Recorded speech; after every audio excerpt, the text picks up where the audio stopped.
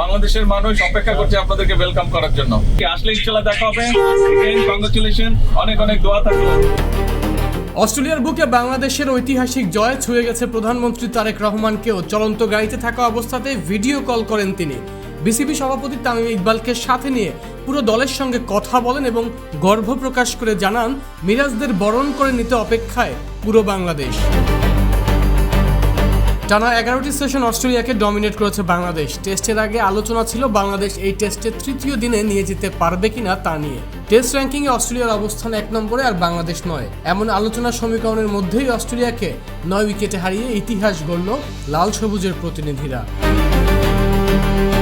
2017 সালে মিরপুরে অস্ট্রেলিয়াকে প্রথমবার টেস্টে হারায় বাংলাদেশ। আজ অস্ট্রেলিয়ার মাটিতে এলো দ্বিতীয় জয়, সেটিও 9 উইকেটের বিশাল ব্যবধানে এবং একদিনের বেশি সময় হাতে রেখেই। প্রথম ইনিংসে 6 উইকেট নেওয়ার পর এবার 3 উইকেট নিলেন হাসান মাহমুদ। সেঞ্চুরিয়ান তানজিদ হাসান তামিম ও নৈপুণ্য দেখানো মেহেদী হাসান মিরাজকে পেছনে ফেলে তিনিই জিতলেন ম্যাচ সেরার পুরস্কার।